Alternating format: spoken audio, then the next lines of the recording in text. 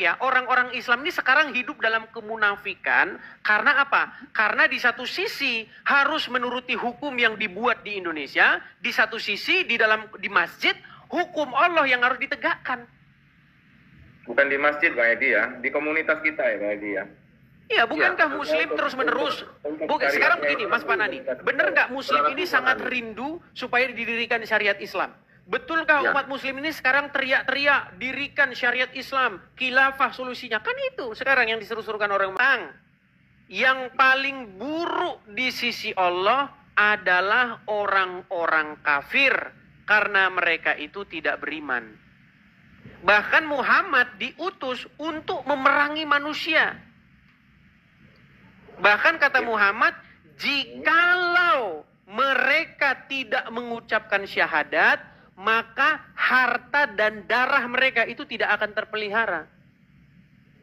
Ya. Jadi sampai kapan kita ini hidup di dalam kemunafikan begitu? Bahwa memang ajaran ini memang ajaran yang siapa sih yang membuat ayat itu sedang makan narkoba mungkin ya? Bukan. Pak Cakra. Shalom Mas Adi, apa kabar? Shalom Pak Cakra, kabar baik. Gimana kabar Pak Cakra? Oh, alhamdulillah, syukur. Baik, terima kasih Pak. Apa kabar?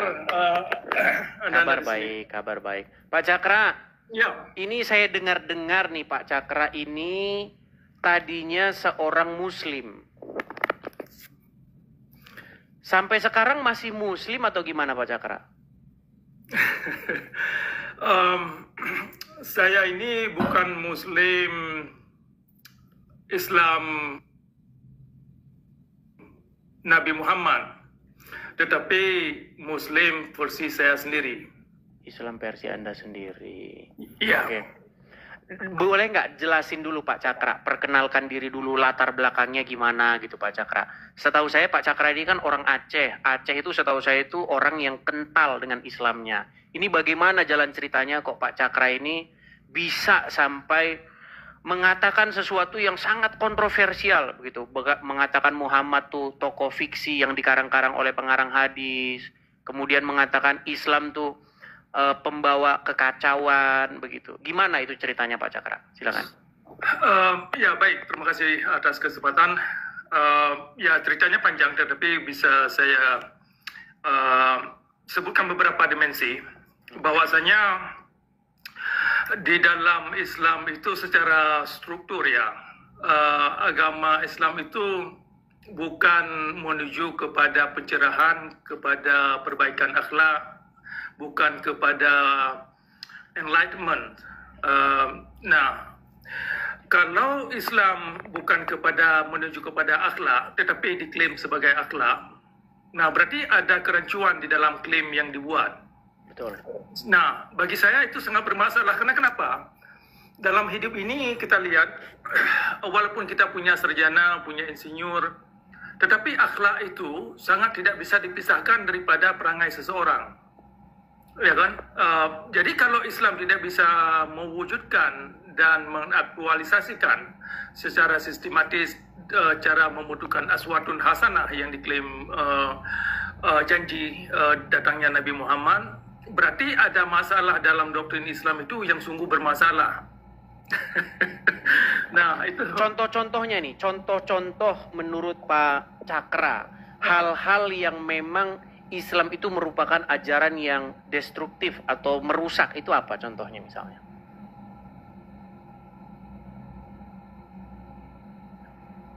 Ya banyak dimensi, tetapi di antaranya itu Islam adalah agama kebencian.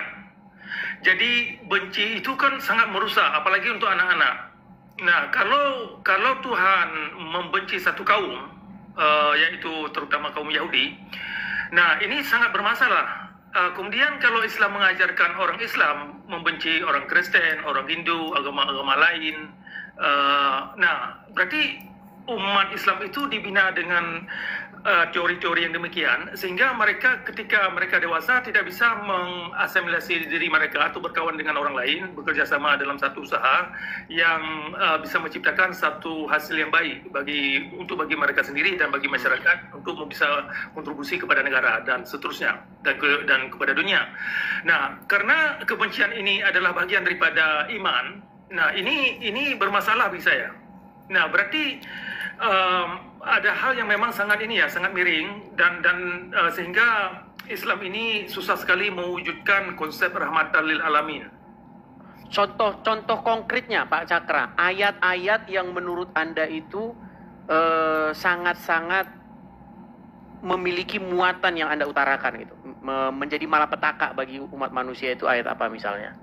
Misalnya ya ayat 29 dan ayat 123 dari surah At-Taubah. Taubah ya. Ya, dan ayat-ayat yang lain yang serupa dengan itu.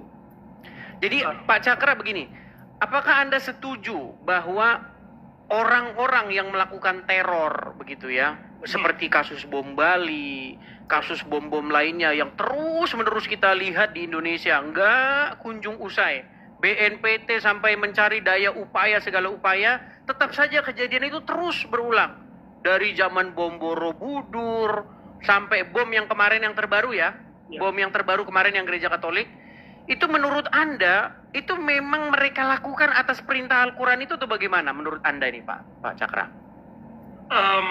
Itu saya kira sangat mendasar kepada doktrin. Jadi perang memerangi agama lain itu memang bagian daripada tuntutan syariat. Nah, kan ada di ayat ayat 123 itu dan ayat-ayat yang lain di dalam Al-Quran itu yang menyatakan memerangi umat lain ya bentuknya macam-macam. Salah satu di antaranya ya pakai teror-teror yang demikian, bakar-bakar gereja, bakar-bakar, pokoknya bikin-bikin kerusuhan. Nah, itu bagian daripada dakwah. Ya juga yang kita lihat perlakuan orang teroris kan bagian daripada itu. Kalau kita dengar dakwah-dakwah mereka kan sering kali mereka menggunakan ayat-ayat yang demikian. Apalagi hadis-hadis yang memang terkait dengan ya kekerasan lah. Apalagi kalau kita lebih mendalam kepada syariat Islam lebih khususnya, itu kan butir-butir syariat Islam itu kan butir-butir penganiayaan. Korban yang utama adalah ya orang Muslim itu sendiri, korban pertama. Ini yang kita sayangkan, bahwasanya kita ingin ingatkan kawan-kawan kita dalam Islam itu, bahwasanya penegakan syariat Islam sesungguhnya adalah penegakan kezaliman Nabi Muhammad dalam beragama. Waduh. Nah, Di statement kenapa saya bilang demikian? Karena perwujudan kelakuan kaum ulama dalam syariat Islam dengan perlakuan Nabi Muhammad adalah dua dimensi yang tidak bisa dipisahkan. Nah, jadi kalau ulama misalnya mengargumenkan, menarasikan, oh ini cuman hanya kesalahan ulama, salah tafsir, itu omong kosong. Karena yang mereka lakukan adalah memang berdasarkan kitab-kitab yang mereka pegang. Artinya mereka meyakini bahwasanya yang mereka lakukan itu adalah perbuatan Nabi. Kan demikian. Betul. Seperti Muhammad memerangi Yahudi, memerangi umat yang tidak mau beriman kepada Allah. Sebenarnya itu kan sudah dilakukan oleh Muhammad ya. Kemudian kalau ada umat Muslim yang sekarang melakukan itu, sebenarnya itu meneruskan ajaran Muhammad gitu ya. Iya. Betul. Itulah kita ingin mengajak kaum Muslim ini untuk bisa jujur, terutama mereka para cendekiawan Muslim, agar bisa jujur sehingga kita bisa berdialog secara produktif. Oke. Ya kan? Oke, ini satu Mas. Artinya begini Pak Cakra, selama Anda memperdalam agama Islam, memang inti dari agama Islam ini akhirnya memang mengajarkan kebencian kepada umat lain, betul ya? Itu diantaranya, benar. Oke. Jadi makanya saya bilang gini teman-teman. Saya sebenarnya mau ngangkat tema ini, tapi mungkin nanti tema ini agak sedikit sedikit kontroversi. Sebenarnya gini, kalau kita mau jujur nih Pak Cakra, sebenarnya agama Islam tuh bertentangan dengan Bhinneka Tunggal Ika, bener nggak ya? Iya. Iya. Iya. Iya. Karena dia mengajarkan jangan berteman kecuali dengan orang Muslim, Iya. ya kan? Jangan bersahabat kecuali dengan Muslim. Jangan, bahkan ada hadis mengatakan jangan makananmu dimakan kecuali orang yang bertakwa. Iya. Jangan memilih pemimpin yang bukan Muslim, betul? Iya. Nah, sementara undang-undang dasar kita mengatakan bahwa seorang presiden itu adalah warga negara Indonesia, tidak disebutkan agama apa, betul kan? Iya. Tapi kalau dalam Muslim dilarang memilih pemimpin yang bukan Muslim. Ya. Makanya saya bilang sebenarnya ajaran agama Islam ini bertentangan dengan dasar-dasar falsafah negara kita. Iya. Iya. Nah, cuman memang orang nggak berani bersuara Pak Cakra, nggak berani. Iya. Iya. Gitu. Jadi ini teman-teman tolong direkam kalau teman-teman mau merekam ya. Saya mengatakan bahwa ajaran Islam yang sesungguhnya itu bertentangan dengan dasar negara kita dan falsafah bangsa ini. Iya. Iya. Gitu. Makanya hukum termasuk dia yang berkaitan dengan ini ya, dengan syariat Islam itu bab penistaan agama itu sangat bertentangan dengan azas-azas Pancasila saya kira dan azas-azas Undang-Undang 45 terutama pasal 29. Oke. Ya. Ya itulah teman-teman ya. Kalau teman-teman mempelajari dasar negara kita itu kan Pancasila. Kemudian falsafah kita itu adalah Bhinneka Tunggal Ika. Nah, sementara dalam undang-undang dasar kita ya, itu disebutkan bahwa yang boleh jadi presiden itu adalah warga negara Indonesia ya, berumur sekian. Tidak ada di situ agama tertentu. Ya. Tetapi menurut hukumnya Islam jangan memilih pemimpin kecuali yang Muslim. Ya. Bagaimana mungkin ajaran agama Islam itu bisa sejalan dengan hukum atau undang-undang dasar? Begitu. Ya. Ya. Ya. Makanya dulu pernah Egy Sujana itu mengeluarkan satu statement bahwa selain agama Islam itu harus dibubarkan karena bertentangan dengan Pancasila. Makanya saya balik nih sekarang. Sebenarnya yang bertentangan dengan Pancasila itu adalah agama Islam. Iya. Iya. Begitu. Itu benar. Memang itulah masalah. Makanya syariat Islam itu sangat bermasalah bagi Indonesia saya kira. Karena semakin orang Muslim tenggelam dalam syariat Islam, maka semakin mereka memberontak ya. Ya, benar. Dan ingin mendirikan negara syariat itu. Ya, benar. Iya. Jadi buktinya, kita bicara bukti ya teman-teman. Lalu apa buktinya bahwa ajaran agama atau syariat Islam itu bertentangan dengan dasar negara kita dan falsafah negara kita? Buktinya, gerakan-gerakan pemberontakan seperti DITII, ya kan, Permesta, Kahar Muzakar, itu sudah kita lihat dari sejarah bangsa kita berdiri, mereka selalu ingin memberontak. Ya. Gitu, untuk menggulingkan kekuasaan, untuk mengganti dasar hukum kita dengan syariat Islam. Itu adalah bukti bahwa sesungguhnya ajaran agama Islam itu bertentangan dengan Pancasila dan Undang-Undang Dasar 1945. Begitu. Ya, benar. Itu makanya Islam yang berlandaskan teologi atau ideologi itu sangat bertentangan dengan azas-azas kemanusiaan, sangat bertentangan dengan azas-azas universal, sangat bertentangan dengan prinsip-prinsip alam. Nah, ini yang sering orang Islam tidak mengerti.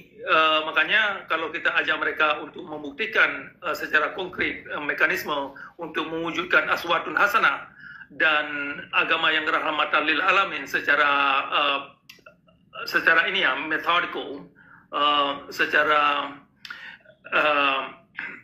yang bisa ditempuh langkah-langkahnya itu bagaimana, itu susah karena tidak berlandaskan kepada azas-azas yang ada pada diri kita sebagai manusia.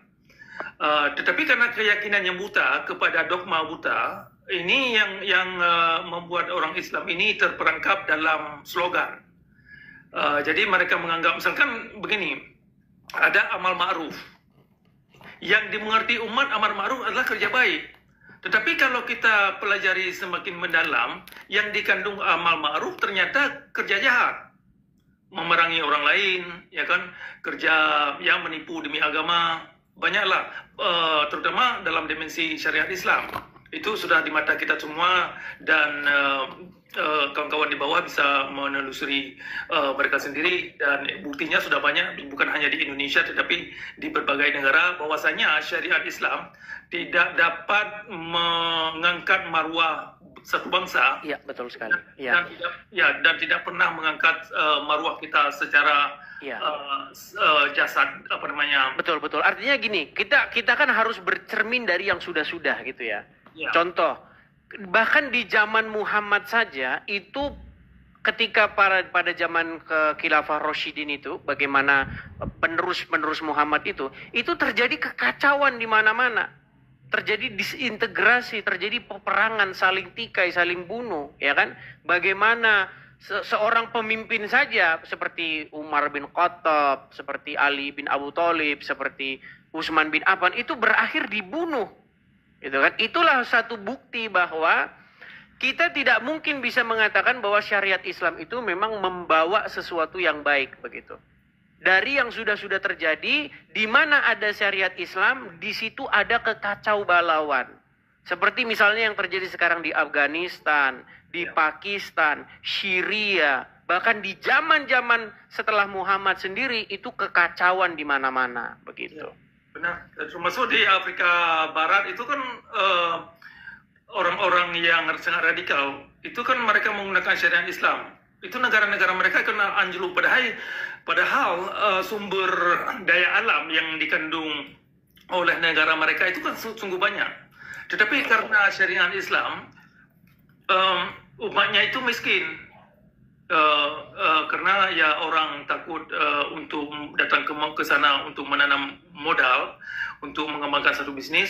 Kemudian etika kerja masyarakat setempat ini tidak menunjukkan dan tidak bisa membuat investor ini aman. Oke. Nah, termasuk ya sekarang ini kan contoh bagi masyarakat Indonesia bisa melihat di Aceh.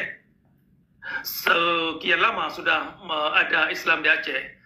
Nah, ternyata peradaban manusia tidak dapat mengangkat marwah masyarakat Aceh itu sendiri kepada peradaban yang maju mulia. Oke. Nah, artinya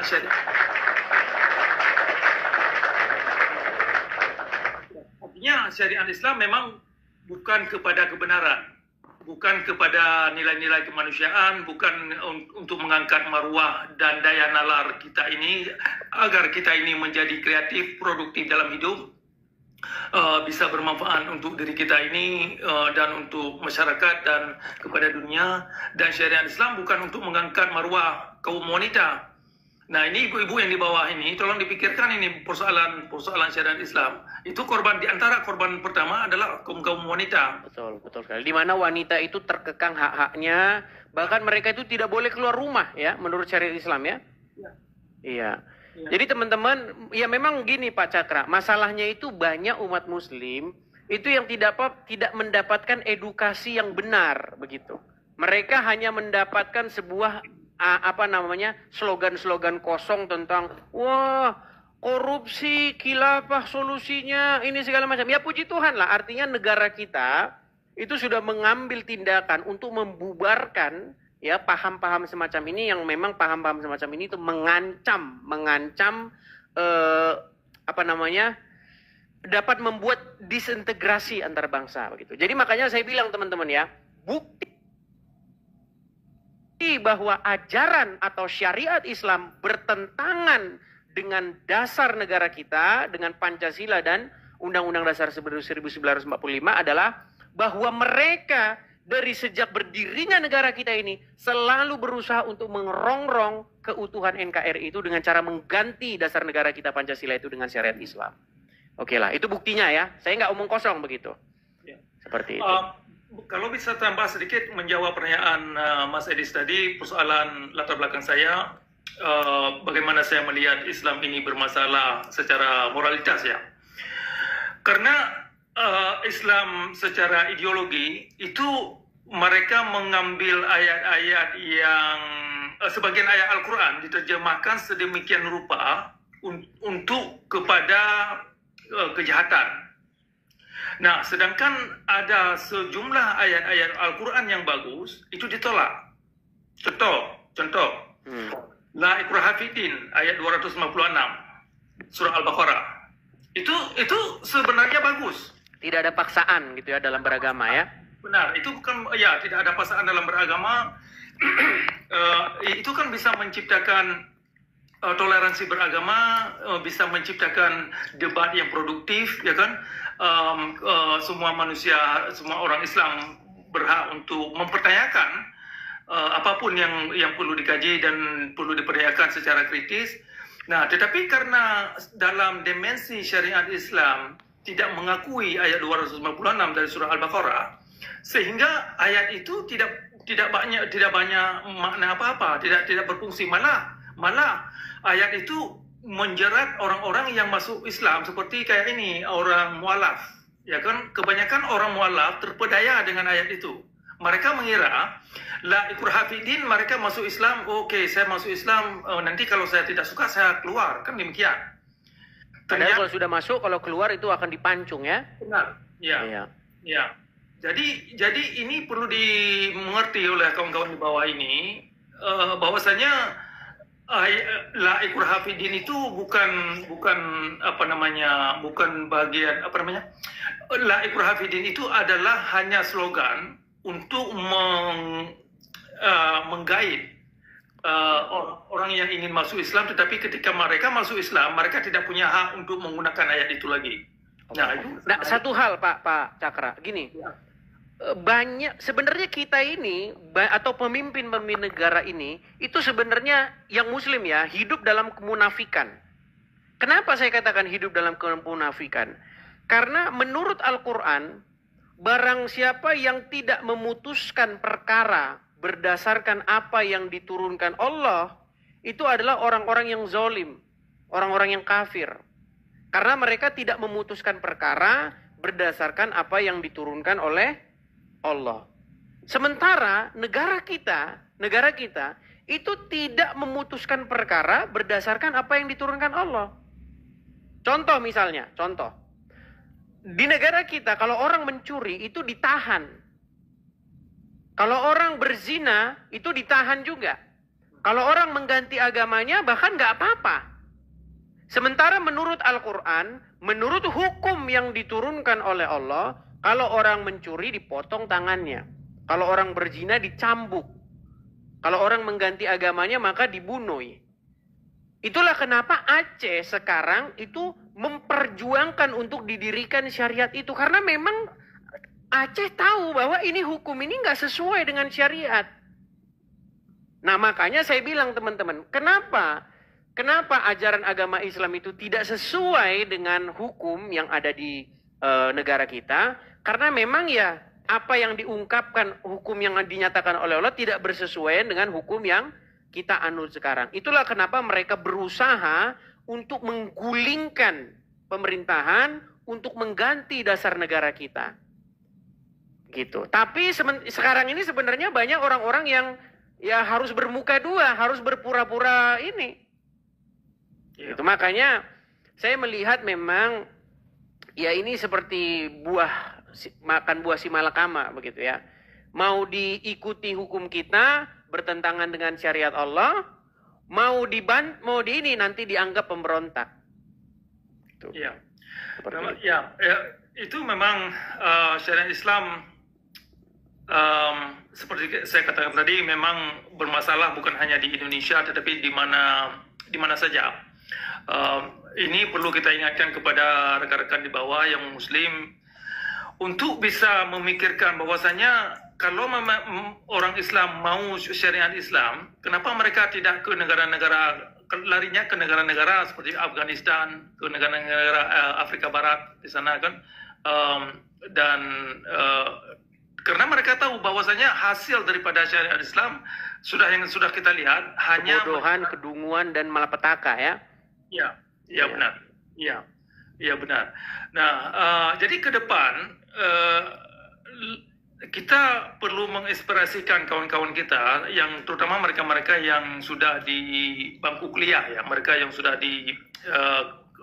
berada di kalangan akademia untuk bisa berani mempertanyakan hal-hal yang memang bermasalah terutama dalam kitab hadis, dalam kitab fikih. Karena kalau mereka tidak berani mempertanyakan, tidak berani jujur dalam beragama, berarti agama itu sendiri tidak bisa dijadikan sebagai petunjuk. Nah itu, karena jujur ini kan penting saya kira. Ini menunjukkan kedalaman intelektual. Nah, kadang-kadang kita mengerti memang ada sebagian masyarakat Islam kalau mereka jujur nanti dikeluarkan oleh orang tua mereka, diusir dari keluarga, diusir dari orang kampung dan macam-macam. Oke. Nah, memang itu resikonya. Tetapi kalau kalangan akademia tidak berani jujur dalam menuangkan narasi mereka, apa yang mereka tahu dan apa yang mereka tidak tahu, berarti kualitas pendidikan yang mereka dapat di universitas itu kan perlu sangat dipertanyakan kualitasnya dan tidak mengacu manusia kepada peradaban yang terang benderang seperti yang dimaksud. Oke. Pak Cakra, gimana Pak Cakra? Ini banyak yang protes juga. Ini seolah-olah kita ngomong di belakang ini. Gimana kalau kita naikkan satu muslim ini supaya dia bisa membantah argumen? Gimana? Boleh? Ya, Boleh ya. Kita naikkan satu muslim. Ya. Kita naikkan satu muslim ya. Coba kita naik Mr. Syair Bali ya. Syair Bali. Kita naikkan kakak Syair Bali. Ya, Syair Bali muslim, Bang? Saya Hindu, saudara. Oke, Hindu. Oke, Hindu ya. Kita naikkan satu muslim ya. Kita naikkan satu muslim. Kita diskusi yang akademis ya. Boleh. Saya naikkan satu muslim, Mas Fanani. Oke. Jadi udah ada perwakilannya. Ini Pak Cakra muslim, tapi muslim yang berbeda dengan Islam kebanyakan. Kemudian Syair Bali ini Hindu. Fanani muslim ya Bang ya? Muslim, Ya. Bang Edi. Oke. Tadi bagaimana nih tanggapan dari Mas Fanani tentang apa yang sudah kita bahas tadi nih? Kalau untuk menanggapi lebih jauh, saya barangnya kurang kompeten ya. Saya soalnya tidak tahu agama yang lebih mendalam ya. Cuman secara global ya, kita sebenarnya yang dikatakan Pak Cakra itu ya ada benarnya, ada salahnya. Karena yang dimaksud beliau itu kan menganggap bahwa Islam itu eksklusif ya, intinya hanya untuk kalangan sendiri. Saya rasa nggak benar. Itu banyak dasar-dasarnya atau hadis-hadisnya yang dalil-dalilnya yang mengatakan bahwa Islam itu adalah rahmatan lil alamin. Jadi tidak benar itu kalau secara keseluruhannya seperti itu tidak benar. Mungkin dari perspektif Pak Cakra mungkin seperti itu ya. Cuman kalau untuk secara umum tidak seperti itu saya rasa. Oke. Tapi begini Mas Fanani. Apakah Anda setuju bahwa ajaran agama Islam itu bertentangan dengan Bhinneka Tunggal Ika dan Pancasila? Kalau untuk dasar negara kita sendiri seperti Pancasila jelas tidak bertentangan. Oke, begini Mas Fanani sedikit. Kita kan berkaca dari sejarah nih. Bagaimana gerakan Kahar Muzakkar, ya kan? Bagaimana gerakan DITII, ya kan? PRRI Permesta. Bagaimana gerakan-gerakan Islam yang pada zaman dahulu sampai detik ini. Bahkan yang terbaru itu adalah kelompok HTI, ya Hizbut Tahrir. Bagaimana mereka ingin menggulingkan pemerintahan dan mendirikan syariat Islam. Bagaimana kita sekarang menjadi munafik bahwa memang sebenarnya dasar negara kita ini bertentangan dengan ajaran Islam. Kalau tidak bertentangan, kenapa ada kelompok-kelompok Islam yang ingin menggulingkan pemerintahan, menggulingkan dasar negara kita, mengganti dasar negara kita? Ya, betul. Jadi perlu digarisbawahi ya bahwa aliran di agama Islam itu banyak. Jadi ada yang garis keras, yang mereka fanatik buta dengan apa yang mereka yakini. Ideologi Islam yang sepenuhnya mereka yakini itu sepenuhnya diimplementasikan di dalam kelompoknya.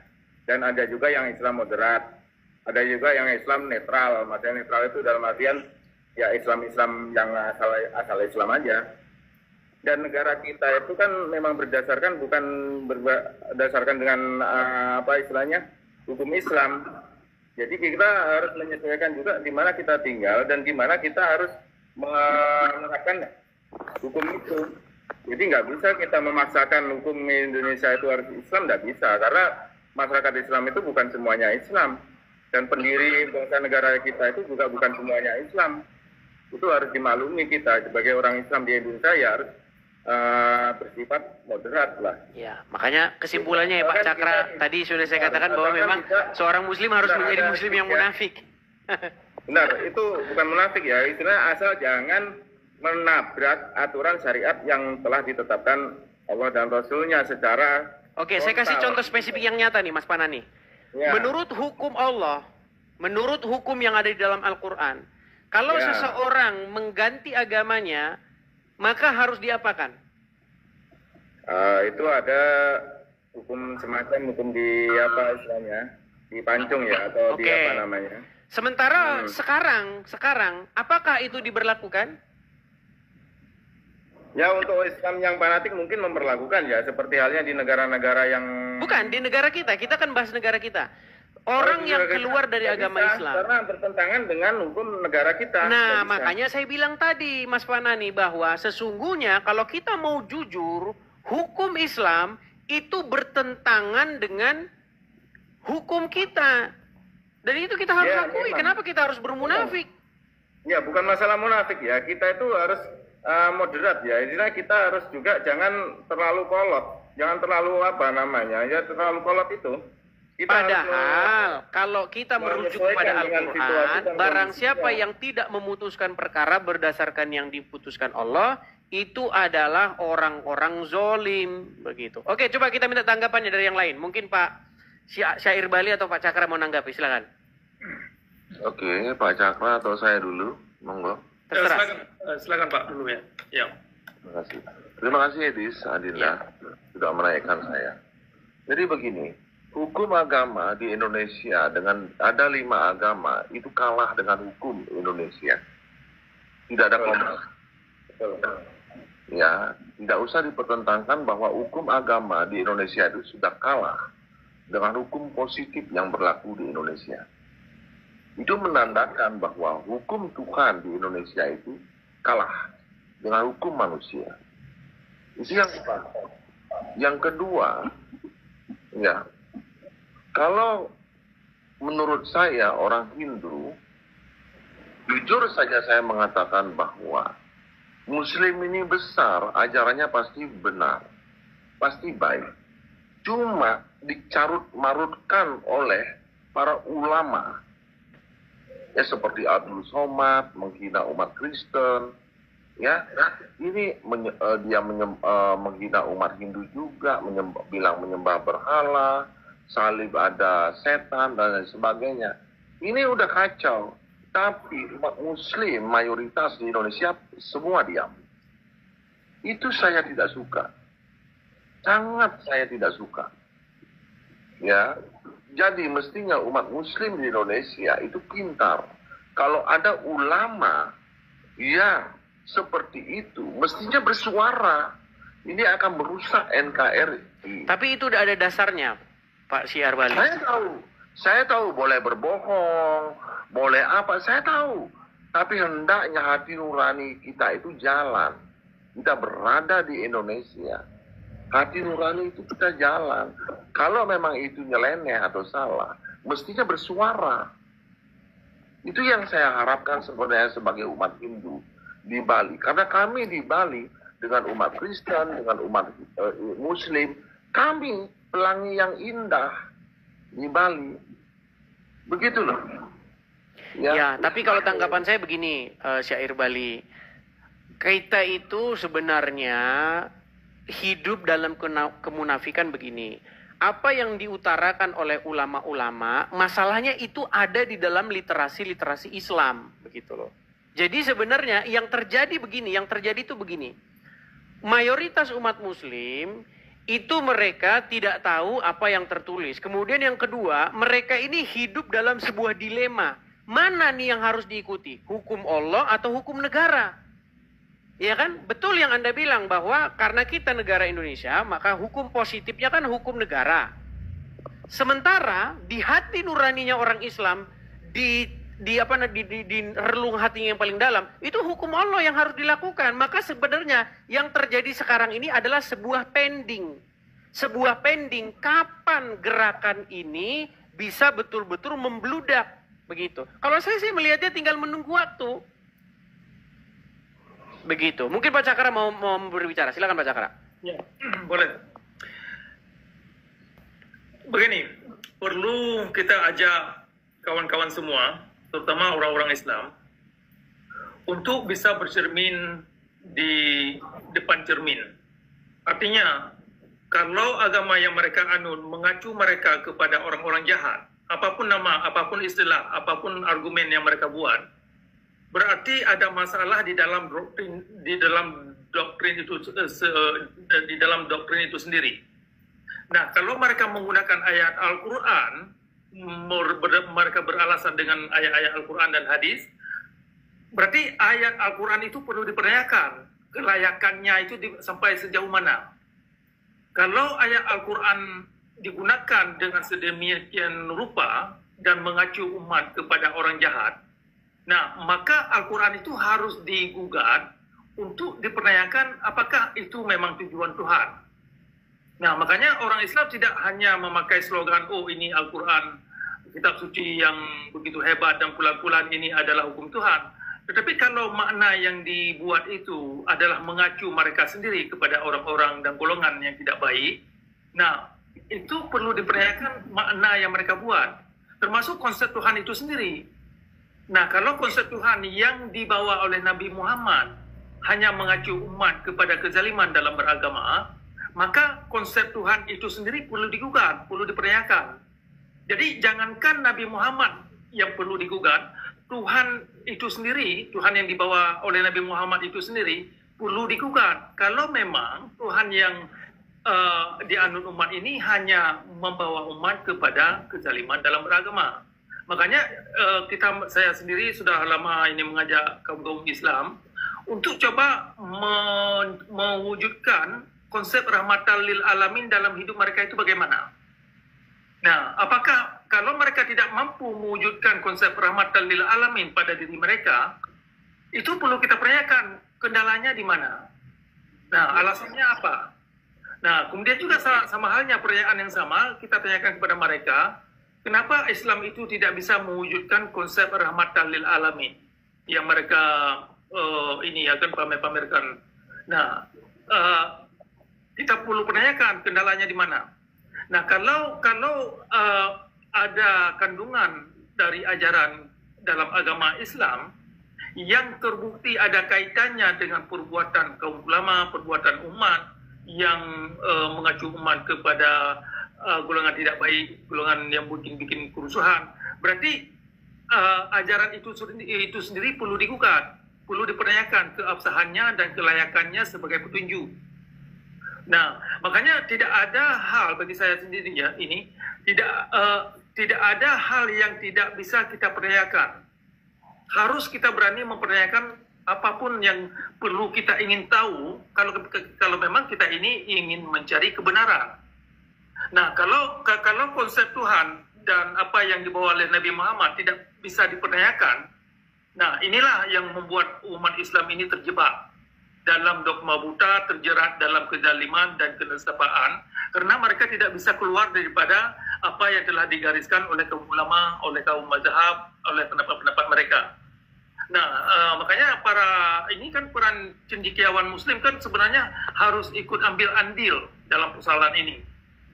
Nah, jadi kalau hanya lulusan-lulusan para sarjana, para akademia yang sudah mendapat gelar guru besar di perguruan tinggi yang mengajarkan hanya menghafal, tetapi tidak memberdayakan daya pikir mahasiswa untuk bisa mempertanyakan dengan pemikiran-pemikiran yang kritis dari semua literasi yang sudah ada dalam agama Islam, berarti lulusan-lulusan dan kualitas akademia tidak banyak fungsi dan tidak banyak ambil andil dalam peradaban, sehingga akhirnya secara global kita lihat sekarang kan umat Islam jauh tertinggal dan tidak bisa memberi kontribusi yang bermakna kepada dunia dan juga kepada masyarakat setempat. Nah, contohnya Aceh. Nah, Aceh itu kan sudah lama ada Islam di sana. Kenapa orang Aceh itu tenggelam dan terjerat dalam kezaliman dalam beragama? Jawabannya sederhana. Karena memang ajaran agama yang mereka anut adalah mengacu mereka sendiri kepada kebodohan, pembodohan, dan ignorasi. Ya kan, sikap-sikap tidak mau tahu. Sehingga kekerasan dalam beragama itu sudah tidak asing lagi kalau di Aceh. Ya, sikap-sikap halal darah dan macam-macam lah. Iya. Nah, itu yang kita sayangkan, yang kita ingin himbau kepada kaum muslim ya, para cendekiawan untuk bisa terbuka, untuk bisa menerima kritik, untuk bisa untuk berani mempertanyakan hal-hal yang memang perlu kita pertanyakan. Iya, jadi intinya teman-teman, hasil dari pembicaraan kita ini gini teman-teman. Intinya memang yang terjadi sekarang di negara kita ini adalah sebuah pilihan sebenarnya. Satu pilihan bagaimana umat muslim itu harus dalam tanda kutip ya berpura-pura untuk mengikuti hukum yang dibuat oleh manusia. Padahal umat muslim diperintahkan oleh Allah untuk mengikuti hukum yang dibuat Allah. Mungkin Mas Panani, mungkin tanggapan terakhir, silakan. Ya, menanggapi dari Pak Cakra ya, tadi yang dibilang bahwa umat Islam itu menimbulkan kericuan, menimbulkan konflik, dan terbelakang ya. Mungkin bisa dicontohkan untuk yang sekelas di Indonesia, di mana umat Islam yang mayoritas ini, saya rasa bisa menjaga persatuan dan kesatuan sampai saat ini. Ya, itu karena tidak melakukan ajaran agama Islam, Mas Panani. Ya, itu nanti saya yang jawab. Sudah saya jawab, saya sampaikan tadi ya, karena di Indonesia kita itu umat Islam itu beradaptasi dengan budaya dan kearifan lokal ya. Jadi kita itu nggak serta-merta langsung menggasak atau mungkin berlaku ekstrim ya, seperti yang dilakukan saudara-saudara kita Muslim yang lain yang mereka fanatik itu, yang sedikit-sedikit mengharamkan, sedikit-sedikit mengkafirkan, itu saya rasa tidak cocok memang di Indonesia. Bukannya karena munafik ataupun apa ya, karena bukan itu, karena Islam itu yang sudah punya dasar tadi yang rahmatan lil alamin, jadi nggak sembarangan langsung pukul rata. Nggak sembarangan. Oke, coba Mas Syair Bali coba tanggapi Bang, Syair Bali. Nanti saya akan jawab, Fanani. Jawaban saya akan sangat menyakitkan buat Fanani. Namun sebelumnya saya mau bicara dengan saudaraku Edis yang ganteng. Terima kasih Edis pakai The Star, itu The Star umat Hindu. Terima kasih, kamu universal. Ya, terima kasih banget. Jadi begini Edis, saya tidak mau berat sebelah bahwasanya umat Kristen di Bali khususnya pun juga mengalami degradasi. Degradasi itu misalnya memakai budaya lokal, misalnya seperti baju adat Bali untuk sembahyang ke gereja, memakai sesajen, juga memakai nama Tuhan umat Hindu di Bali, dijadikan Tuhannya umat Kristen. Ya, semoga Edis bisa bicara. Saya tidak mau lebih lanjut membicarakan itu, karena dalam Bible berbahasa Bali itu mengatakan bahwa Bapak Yesus itu adalah Ide Sang Hyang Widi ya. Oke, saya tidak mau mempermasalahkan itu. Ya, yang penting Edis tahu itu yang terjadi. Tahu, saya tahu itu. Namun begini, Fanani, ya, siap.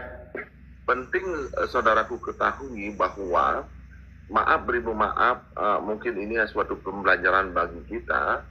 Ya, intinya kalau saya menjadi Raden Patah, mungkin saya akan lebih biadab dari dia.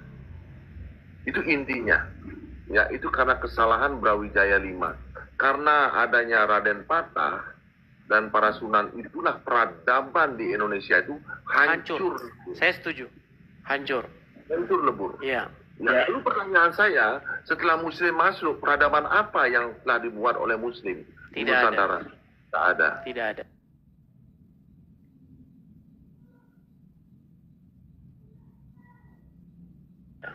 Tidak ada. Jadi begitulah saudaraku ya. Jadi ayolah kita berbesar hati, ayolah kita menjadi pelangi yang indah, karena satu warna pelangi itu tidak ada, akan tidak dikatakan indah. Terima kasih Pak Nani. Mohon Iya, ya. saya setuju banget. Begini Syair Bali, masalahnya begini. Kalau kita merujuk kepada ajaran agama Islam, memang di dalam ajaran agama Islam itu seperti itu. Bahkan memberikan salam saja. MUI sudah mengeluarkan sebuah fatwa, haram mengucapkan salam lintas agama. Bayangin. Jadi kita ini munafik sebenarnya. Bukan saya yang munafik ya. Orang-orang Islam ini sekarang hidup dalam kemunafikan. Karena apa? Karena di satu sisi harus menuruti hukum yang dibuat di Indonesia. Di satu sisi di masjid, hukum Allah yang harus ditegakkan. Bukan di masjid Bang Edi ya, di komunitas kita ya Bang Edi ya. Iya, bukankah Muslim terus-menerus?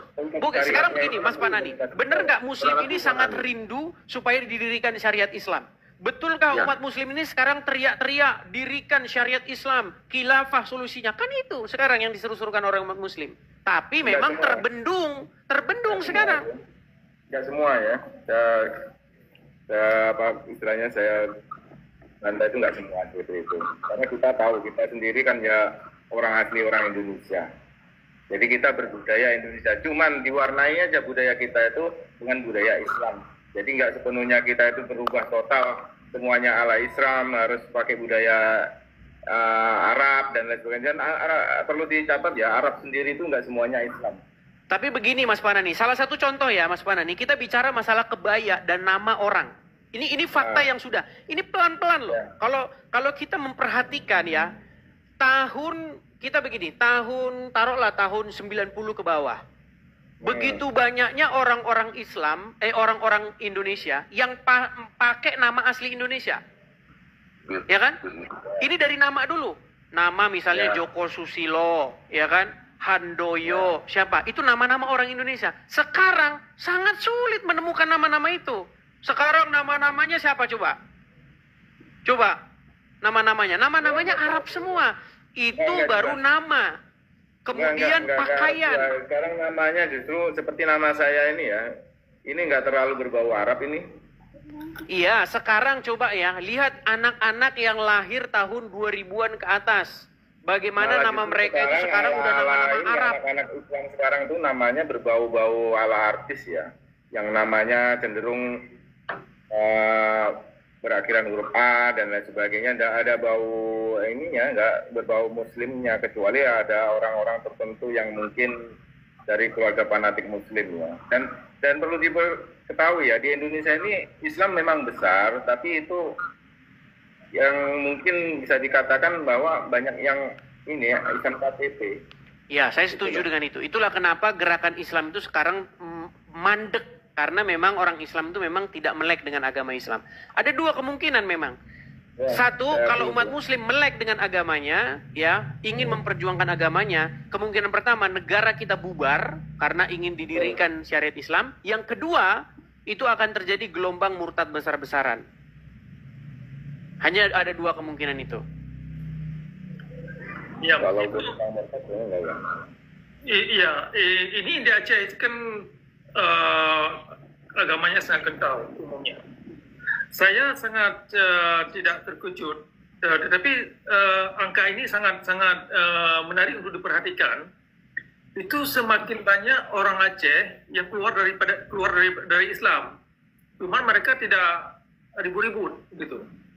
Nah, ini pertanda mereka sudah bisalah ngeluh sudah melihat agama Islam ini tidak lagi memberi satu rahmat bagi mereka, dan melihat agama Islam ini tidak lagi relevan bagi mereka, sehingga mereka meninggalkan agama, walaupun secara pribadi mereka tidak beritahukan keluarga mereka atau orang kampung. Tetapi saya sering menerima pesan-pesan yang demikian. Ini satu hal bagi orang-orang tua Aceh untuk mempertanyakan pada diri mereka, bahwasanya anak mereka yang meninggalkan Islam itu karena mereka melihat Islam itu tidak lagi relevan bagi mereka.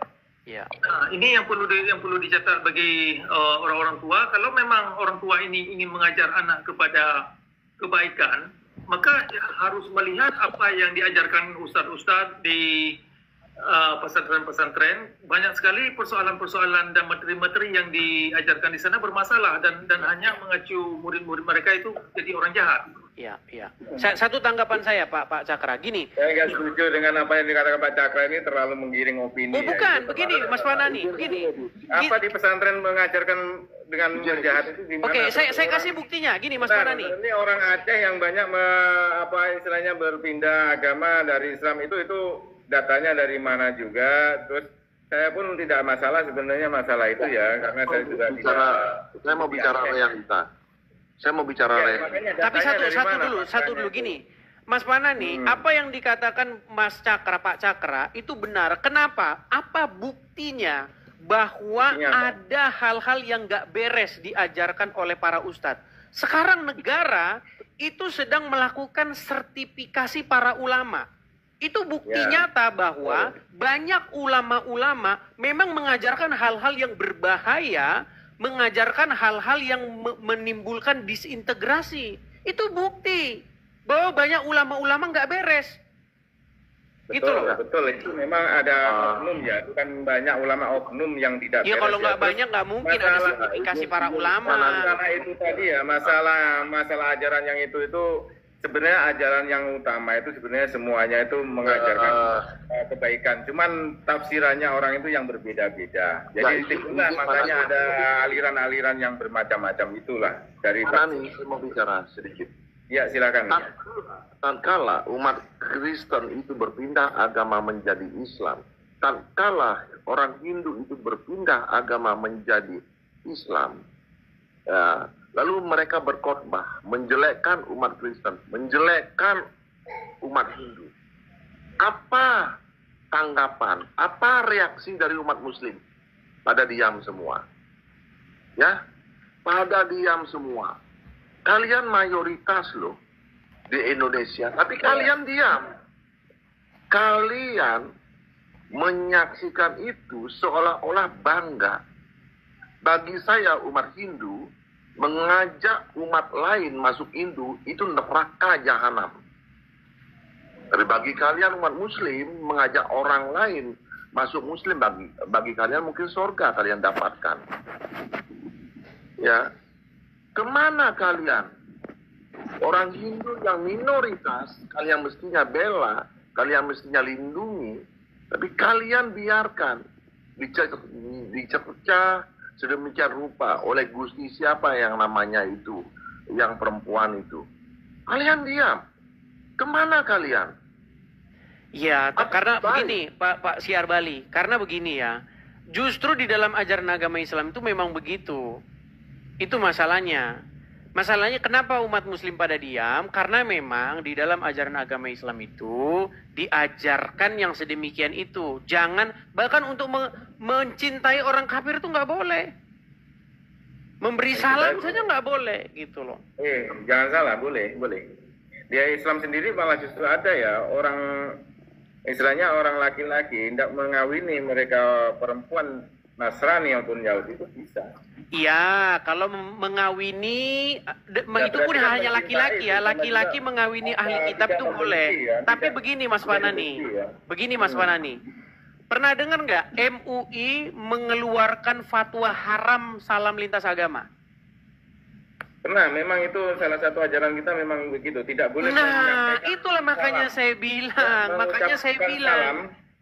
mengucapkan salam secara lengkap, assalamualaikum itu nggak boleh memang. Kalau cuman assalamualaikum nggak masalah. Coba sekarang nih, pemimpin ya, baik itu pemimpin di DPR, pemimpin di bidang-bidang apapun, kecamatan lah, Kapolres lah apa. Lihat mereka ketika mereka mengucapkan salam. Pertama, Assalamualaikum, Shalom, Salam sejahtera, Om Swastiastu. Coba, itu dikatakan haram oleh MUI. Kalau itu saya nggak tahu ya. Wah, ini kan kita harus bermunafik lagi kalau kayak begini caranya. Ya, kalau itu saya memang nggak tahu ya. Ya nggak mau masuk ke situ. Kalau Pertanyaan saya, Edis, tatkala kaum minoritas seperti kita, umat Hindu, umat Kristen, dicerca, dicela, dihina seperti itu, kemana umat Muslim yang lain? Iya. Katanya mereka goblok semua.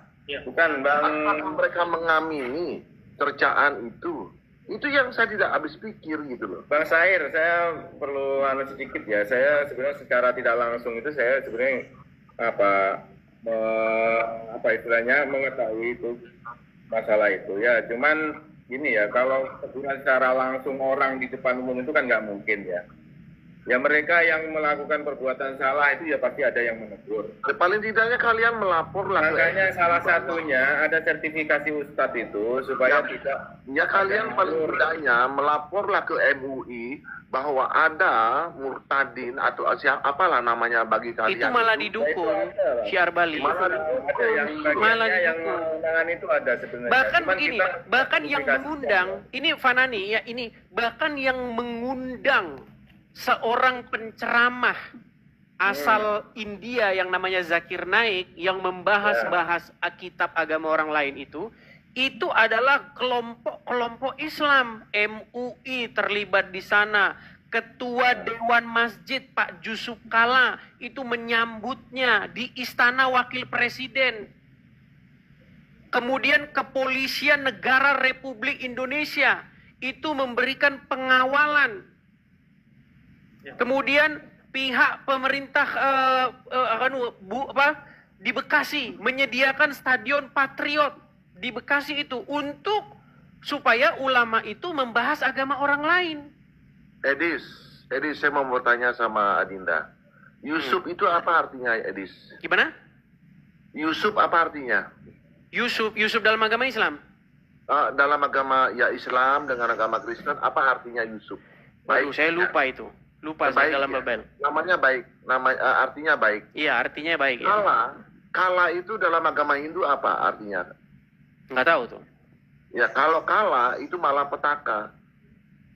Ya pembuat malapetaka. Jadi apapun yang dikatakan oleh malapetaka itu akan baik-baik aja. Saya nggak apa-apa, saya dipenjara karena omongan ini nggak apa-apa. Ikhlas. Itulah arti nama. Yusuf Kalla. Kenapa dia mengundang orang seperti itu akan memecah belah masyarakat beragama di Indonesia? Ngapain dia begitu? Kalau dia mengundang Zakir Naik ke Indonesia, mestinya membahas Al-Quran dong. Ya, kalau membahas agama Islam saya dukung.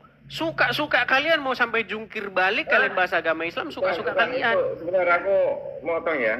Itu sebenarnya kan pembahasan berdakwah tentang pembahasan bahasa agama Islam ya. Cuman kan di situ ada diskusi lintas enggak, agama. tidak. Bukan Begini Pak Mas Manani. Mungkin Anda tidak menyimak ya, itu kejadian tahun 2017. Saya nonton live-nya itu karena itu disiarkan di YouTube di mana-mana ya. Pada waktu itu, bagaimana Zakir Naik itu membuat narasi-narasi tentang agama Kristen berdasarkan Bible. Dia katakan Yesus itu seorang Muslim, ya kan? Yesus begini begitu, menurut Bible sendiri Yesus. Dia bahas agama Kristen. Kemudian umat di stadion itu berteriak Allahu Akbar. Ya. Jadi kalau boleh saya jawab pertanyaan Mas tadi ya, tentang kenapa tidak ada tanggapan dari kaum muslim kalau ada ustadz-ustadz yang menceramah itu kepada radikal, orang-orang yang mengandung isi-isi radikal. Perlu dimengerti bahwasanya khutbah Jumat ya, khutbah di masjid-masjid umumnya itu isinya adalah mencaci agama lain. Nah, salah. Sudah, itu sudah nggak jelas nih Pak Cakra ini. Sebentar dulu. Dan sepakat, saya tidak sepakat ini. Pak Cakra ini saya curiga ini. Sebentar dulu, ini saya terangkan. Tidak ada, itu jelas tidak ada. Di mana saya berulang kali itu tidak ada. Mencaci maki itu tidak ada. Intinya di masjid itu khutbah itu adalah mengajak kebaikan. Oke, coba saya utarakan saja ayat Qur'annya gimana Mas Panani. Jadi, apanya? mungkin Mas Panani ini ada anak kecil nggak boleh di layar. Iya. Nah gini, Mas Panani.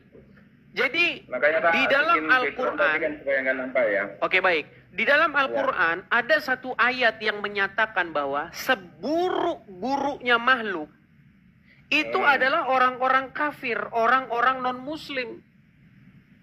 Itu bukan hanya khotbah Jumat kata Pak Cakra, itu Al-Quran yang menyatakannya.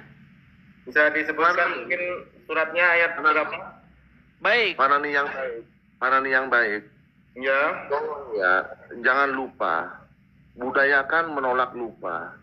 Kalian umat muslim, terutama para ulama, menyinggung perasaan umat Hindu itu banyak sekali. Menyembah berhala lah, musyrik, dan lain sebagainya. Tapi kami tak bergeming, karena kalian tidak tahu esensi dari itu. Gitu. Oke, saya balikkan ya. Coba saya balikkan nih kamera saya nih ya. Saya bisa tanggapi Pak Sair sebentar. Pak Sair, mungkin kalau di komunitas muslim menyampaikan seperti itu argumennya, atau menyampaikan seperti itu narasinya, itu bagi kami itu bukan suatu penghinaan ya. Misalnya menyebut bahwa menyembah patung, menyembah apa istilahnya yang bentuk seperti halnya barang itu istilahnya di Islam itu memang disebutnya adalah berhala. Itu memang versi kami memang seperti itu. Baik, saya tanggapi nih Mas Panani. Ini surat Al-Anfal ayat 55. Nih, sesungguhnya binatang, ini dikatakan binatang loh. Ya. Al-Anfal ayat 55. Nih, sesungguhnya binatang yang paling buruk di sisi Allah adalah orang-orang kafir. Jadi jangan, ini Pak Mas Panani ini munafik lagi gitu loh. Nah, jadi memang ada ayatnya yang mengatakan demikian. Jadi jangan dibilang kebencian. Memang itu ajaran agamanya langsung gitu loh. Dibacakan mungkin ayat sebelumnya. Supaya penjelasannya. Baik, saya bacakan ayat sebelumnya ya. Al-Anfal misalnya ayat 54. Saya bacakan. Keadaan mereka serupa dengan keadaan Firaun dan pengikut-pengikutnya serta orang-orang yang sebelumnya. Mereka mendustakan ayat-ayat Tuhannya, maka kami membinasakan mereka disebabkan dosa-dosanya dan kami tenggelamkan Firaun dan pengikutnya dan kesemuanya adalah orang-orang yang zalim. Nah, ini ayat ini sekarang ayat 55. Sesungguhnya, ini bahkan nggak ada kaitannya dengan ayat sebelumnya. Sesungguhnya binatang yang paling buruk di sisi Allah adalah orang-orang kafir karena mereka itu tidak beriman. Bahkan Muhammad diutus untuk memerangi manusia. Bahkan kata Muhammad, jikalau mereka tidak mengucapkan syahadat, maka harta dan darah mereka itu tidak akan terpelihara. Ya. Jadi sampai kapan kita ini hidup di dalam kemunafikan gitu. Bahwa memang ajaran ini memang ajaran yang siapa sih yang membuat ayat itu sedang makan narkoba mungkin ya? Bukan masalah itu ya Pak, itu mungkin, bukan mungkin ya, itu perlu dilihat tafsirnya dulu ya. Soalnya asbabun nuzulnya ayat itu udah dari apa gitu kita harus lihat dulu ya. Karena sebenarnya di Islam itu sejarahnya nggak pernah memerangi orang kafir kecuali mereka awalnya diperangi atau dimusuhi dulu. Begini kalau boleh saya tanggapi Pak Panani persoalannya. Antara pemikiran yang idealis dengan yang kita lihat di lapangan itu adalah dua dimensi yang tidak nyambung. Artinya bahwasanya memang kita semua menginginkan Islam itu rahmatan lil alamin. permasalahannya sekarang di lapangan dan di dalam praktek yang ada dan juga yang terkait dengan ajaran-ajaran dalam koridor syariat Islam bukan demikian.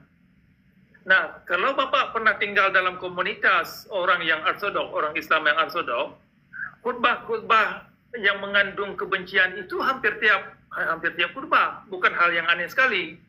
Jadi ayat yang misalkan ayat 55 dari surah Al-Anfal itu memang sudah bagian daripada bagian khutbah.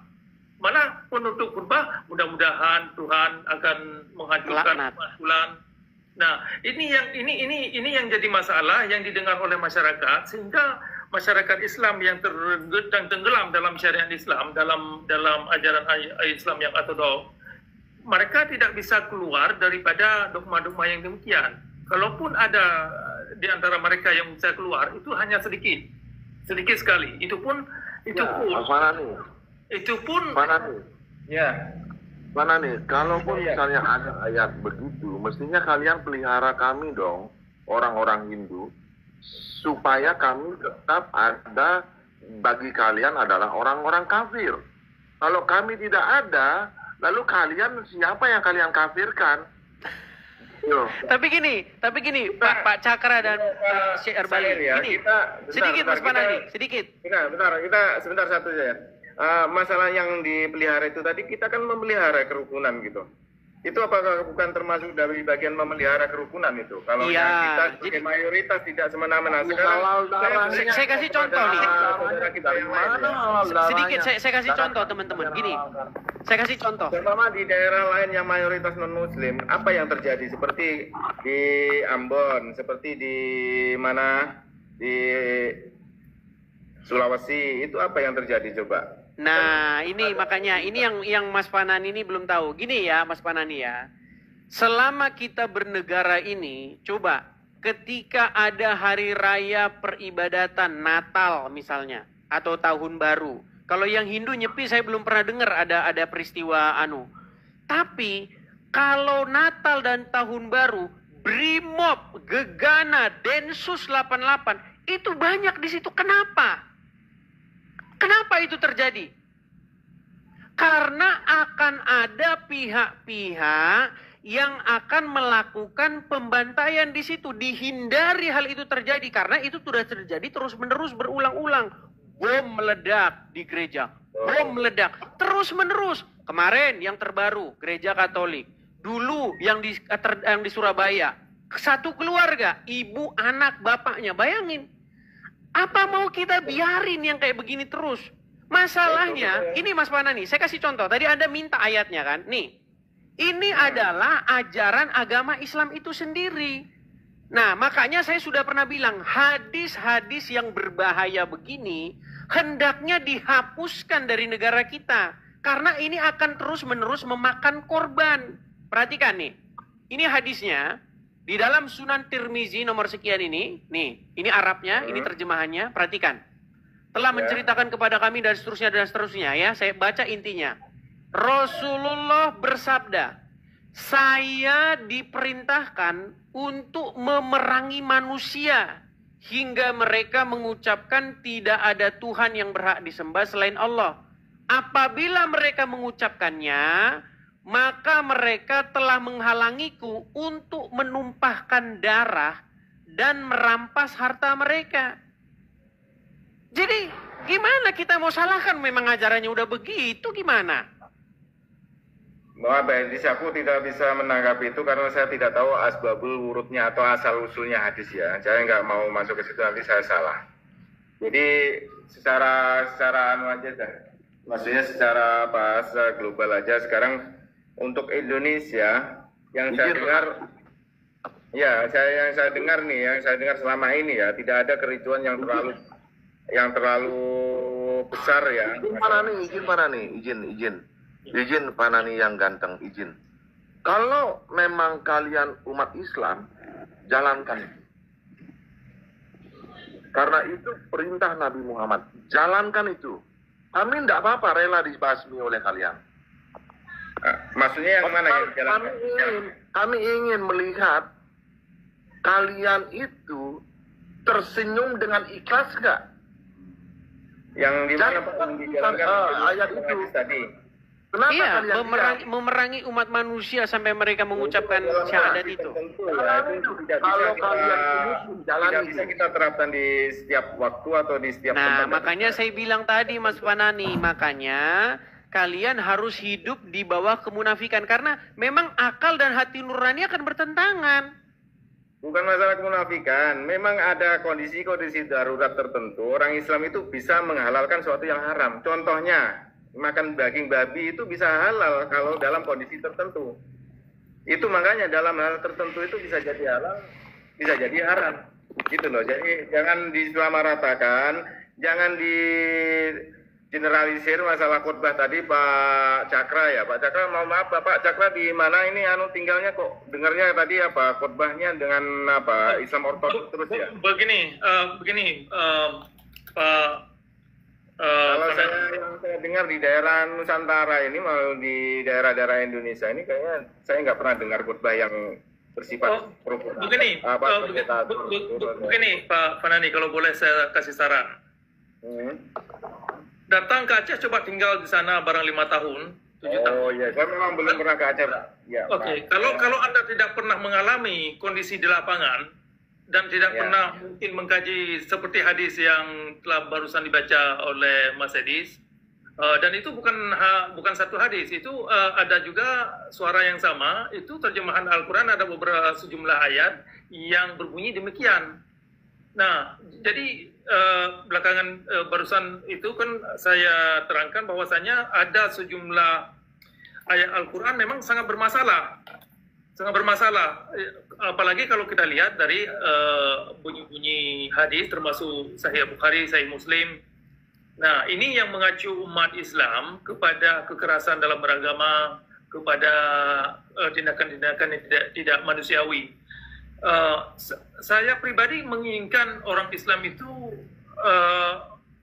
bisa mewujudkan rahmatan lil alamin seperti yang Mas kepingin. Tetapi kenyataannya, persoalannya sekarang, ajaran yang ada di dalam agama Islam itu sendiri bukan demikian, malah mengacu umat kepada kezaliman, kepada pembodohan dan yang demikian itu.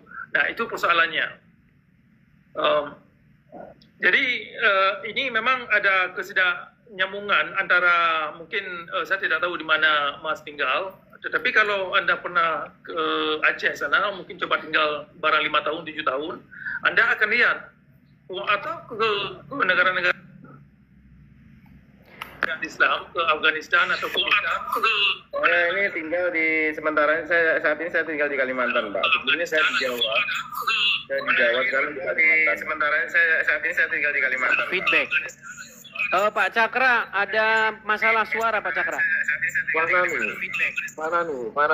Ya, Pak Cakra ada sebentar. Pak Cakra saya turunkan sebentar ya. Saya turunkan sebentar Pak Cakra karena ada suara.